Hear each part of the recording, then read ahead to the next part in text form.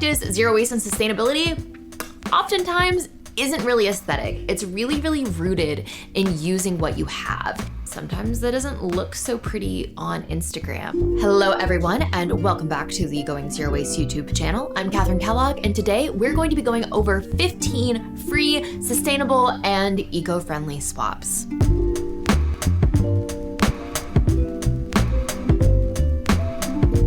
There's this idea that I hear a lot that sustainability is really expensive. And I definitely think sustainability can be super expensive when we're focusing on the more aesthetic side of sustainability. I feel like this was very, very prevalent in the zero waste movement from about 2016 to 2019. This is when we were seeing a lot of this on Instagram being pushed. And that would be things like those net farmers market bags.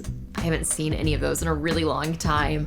Stainless steel ice cube trays. There was just this massive push to look a certain way, and that was what we ascribed to sustainability and zero waste. But the fact is, zero waste and sustainability oftentimes isn't really aesthetic. It's really, really rooted in using what you have. Sometimes that doesn't look so pretty on Instagram. I think we're seeing a really big shift back into a much more holistic practice of zero waste or sustainability and kind of celebrating a lot of those non-aesthetic wins. I still have my plastic ice cube trays and they work great. I still have my plastic Tupperware. I don't necessarily use it for storing food, but I do use it for storing other things. I often use it in the freezer. I use it for storing bits and bobs, things in the bathroom, things in my office. And there's no reason that we should throw out perfectly good functioning products to replace them with sustainability alternatives. And while I do have quite a few sustainable alternatives that I really like and enjoy using, it is by no means a requirement. So let's get into these 15 free sustainable swaps. Let me know what your favorite is in the comments down below, and make sure to give this video a thumbs up. Up first, don't buy things you don't need, even if it's secondhand. One of the things I noticed, and this was really true for myself, I used to buy a lot of stuff. I loved to go shopping, and I just translated that shopping habit from shopping for unsustainable things to secondhand things. And while that's definitely better, buying things you don't need still isn't super great, and it's a great way to save money, and it's really important to take the time to really change your relationship with stuff.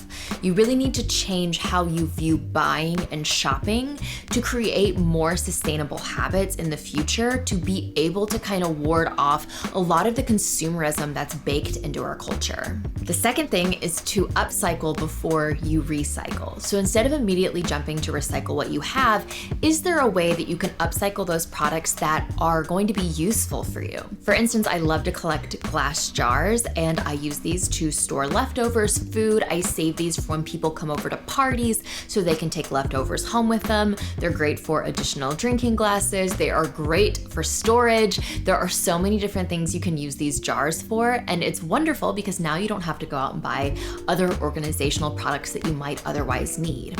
When it comes to paper products, how can you upcycle those?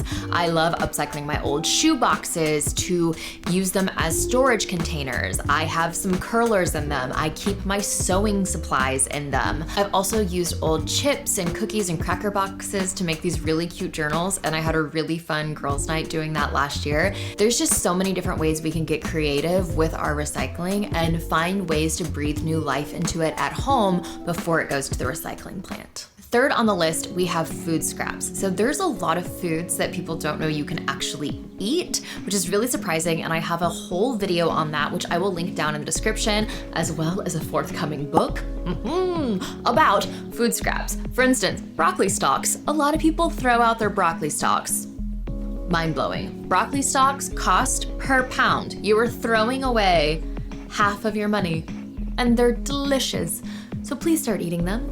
Carrot tops, beet tops. There are just so many different food scraps that you get with your produce, and make sure that you're utilizing that to its full capacity.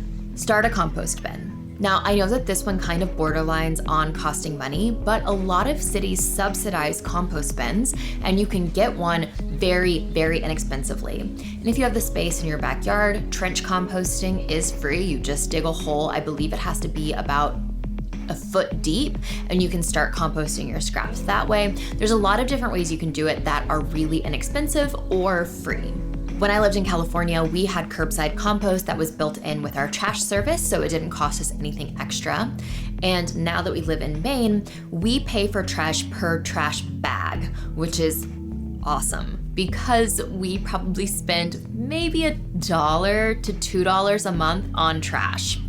It's incredible. And we're saving so much money because in California, we were paying $75 a month for trash service that we rarely used. In California, technically recycling and compost were free. The only thing you paid for was trash, and you could have 3 different size trash bins, and you paid the most for the largest trash bin and you paid the least for the smallest trash bin. Since we were renting, we were beholden to what the current owner had, and so we were paying $75 a month and we barely produced any trash. It was infuriating. So here in Maine, this system where you pay per bag of trash is amazing. And there is a company called Garbage to Garden, and they will pick up your compost, and we pay about, I think, $8 to $10 a month for that, and our recycling is free. So our trash bill is so low. We also have a bin in the backyard, and I have a loamy. I love using all 3 forms of these composts, and they're all great for different reasons. If you want to know more information about any of my composting and how I have that whole routine set up,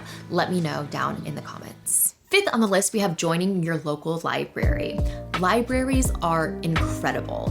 Obviously, you can check out books, which is fantastic. I love to read, so I love using my local library to check out books, but you could also rent DVDs and movies. So if you're wanting to cut the cord with some streaming services, being able to check movies out from your local library is awesome. And I feel like that's such a fun activity with kids. I don't have any kids, but I did nanny for a while, and we would always go down to the library to check out books. We would also check out movies, and we'd have a little movie night, and it was really a fun time and is such a fun place to go and hang out. And I love how popular our local library is. They have meeting rooms and they have so many spaces where people can come to work, and it's such a beautiful community space. So if you haven't joined your local library, please consider doing that because it's a great way to plug into your community. In Berkeley as well, we had a tool library, which was fantastic. If you were doing a project, you could go rent some tools, do your project, bring them back. And I hope that we'll start seeing more of that, as well as toy libraries for kids, which I think are a lot of fun. Number 6, when something breaks, fix it. Instead of going out and buying a new sustainable alternative to whatever you have, try and fix it first. The fact is, every single thing we own, it takes resources to create those products, and we want to keep those resources in play for as long as possible. I love this sweater. It is very cozy. I think it's cute. I've had it for 3 years, and moths got to it. I hate moths. I love moths because I know they're an important part of their ecosystem, and I'm so glad they exist, and I actually think they're quite pretty. But on the flip side, when they eat my sweaters, it makes me feel disrespected. But what are you gonna do? What are you gonna do? You're gonna fix it. You're gonna fix it. So today I have this little hole in my sweater, and I just fixed it, and it's a little heart. It looks like a heart up close. It looks kind of like a blob from far away. But that's all right because I still think it's cute and it makes me smile. Don't throw out things that you like and things that you care about just because there's something like a hole or perhaps half of your chair fell apart. You can glue it back together, and I think that's also a really large testament to buying things that you love. When you buy things that you really love or own things that you really love, for instance, these dining room chairs have been in my family for the past 150 years, and I think they're gorgeous and I think they're so beautiful. And when one of them broke, obviously I wanted to keep that chair because they're a part of a set, they're a part of my family history. So of course I'm gonna do what I can to repair it. I like this sweater. I don't want to go buy a new sweater. I like this one. So instead of thinking, oh, there's a hole in it, I'm just gonna go buy a new one, shifting that mentality, because I think there's this large upgrade mentality. I know that my dad had it And I'd hear him talk a lot about it when I was a kid. If something broke, it's like, oh, well, that's okay. I've been wanting an upgrade. And instead of thinking of the upgrade mentality, think instead of a more maintenance-based mentality of, well, how can I fix that and how can I keep this as long as possible? And that attitude shift, as well as the attitude shift of buying less, these principles are so rooted in sustainability and they are going to save you so much money. And hopefully, they'll bring a smile to your face because there's a lovely story that goes with it, and it's a way that you can cherish and remember these items that we love so much.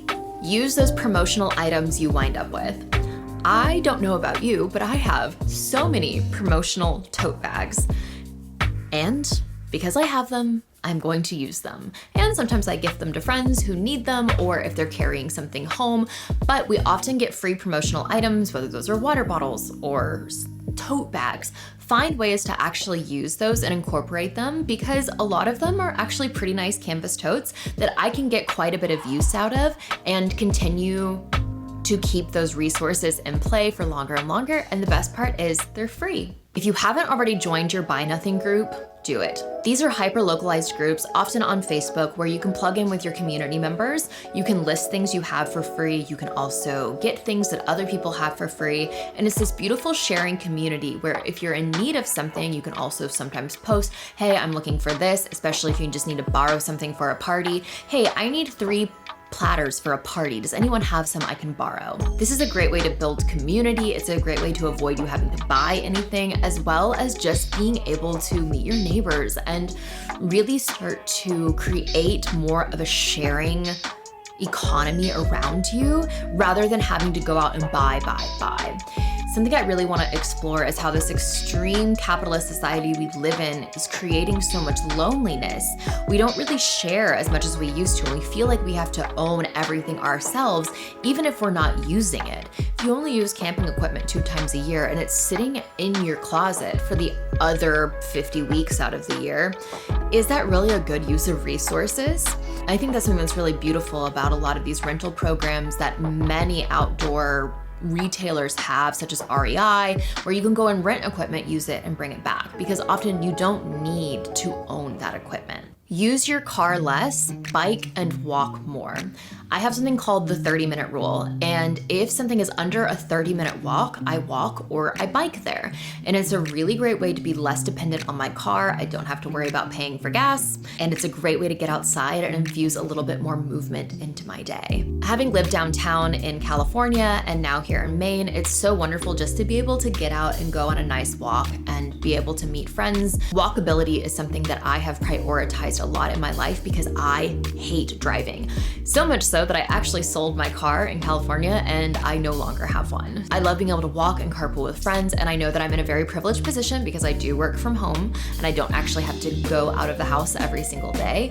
But if you can, try and implement that 30-minute rule to just infuse a little bit more movement, time with nature, and getting out and just enjoying some beautiful weather. Number 10, don't waste energy. There are a lot of small swaps we can make that are going to help reduce our energy bill and reduce our consumption from power and our consumption on the grid. There's something called phantom electricity. So when you have things plugged in, but they're turned off and not in use, laptops, phone chargers, these are still sucking energy. And I know those are some of the worst offenders. So instead of just unplugging your phone, unplug the charger. I also have a whole video on 15 swaps for saving energy, and I will link that down below, as well as some blog posts that go into depth on a lot more changes that you can make. We are now 2/3 of the way through the video, so it is time for a commercial break, right? And this video is sponsored by me! You may or may not know that Shelby and I recently created a business, a sustainable business, K&S to be specific, and we sell period pants, and they're the most comfortable period pants you will ever put on your body. We're third-party tested. You can look at our reports. We use sustainable materials. We have a transparent and ethical supply chain. We're size inclusive. Did I say they're comfortable? They're really comfortable. So that's down in the caption if you want to check it out. Refill your water bottle at home. Even if you have to get a water filter because your tap water might not be up to standard, you are going to be saving so much money. On average, the markup for bottled water is 3,000%. It costs so much to buy bottled water. And the fact is, you're not really buying bottled water, you're more just buying a plastic bottles. So try and make this swap. This is gonna save you a ton of money, and it's gonna be great to reduce your own exposure to microplastics and to avoid plastic pollution. Try regrowing your food from scraps. I really like to try this with green onions as well as romaine. You can get some great free extra food from doing this. And there's also a lot of foods that you can save the seeds and start plants and really start gardening. One of my big goals over the next 2 years is to create a garden on my patio. So we have a little patio and it gets great sunlight, and I'd love to try and create a garden and take you all along on that journey. Don't waste water. When you're brushing your teeth, turn the taps off. If you're taking a shower, time it. You can create a playlist on Spotify. You can create your own shower choreography so you're in time with the music. I always think that's really fun to do. Make sure that you're kind of staying on beat and in sync to not waste any water. If you're making pasta, save your pasta water. If an ice cube falls on the floor, save it for a water jug. I grew up in Texas and we were always in a drought. I'm sure Texas probably still is in a drought. And we would have these jugs that would sit on the sink, and if ice fell on the floor or if you were cooking, anything like that, you would pour that extra water in the jug and you would save that to go outside or to water your plants. And it's just such a good habit to get into, because I think I also have another video on saving water, which if I do, I will link down in the description. Currently, there's only about 0.007% of drinking water that is currently readily available, so it's really important that we conserve this resource. I really want to do a video, maybe more like a video essay on water and virtual water, because it's so fascinating where all of this water goes. And it's just such an important resource to conserve that most people don't think about because it rains. But that's not exactly how it works. So we'll do another video. We'll really get into it. So let me know if you'd be interested in seeing that. Don't litter, and if you see litter, pick it up. You don't want any plastic to harm any of your local wildlife, and you don't want it getting into waterways or into the ocean. So a great way to prevent that from happening is just pick up the litter and find the nearest receptacle for you to dispose of it. Balloons blow. And last on the list is voting and writing your legislators. Try and get into a monthly habit of writing your legislators and talking to them about things that you would like to see. Talk about initiatives that you see on the ballot that you would like for them to support, or maybe things that you would like for them to co-sponsor. And make sure that you're voting for people that have views aligned with your own, especially if you care about the environment. Check and see what policies they have and what they stand for, and make sure that you're making those informed decisions. You should probably check your voter registration since we are entering into an election year. If you like this, please give this video a thumbs up and let me know if there are any swaps that you think of that I might have missed down in the comments, and I hope I'll see you in the next video. And to make sure that you see me in the next video, go ahead and subscribe.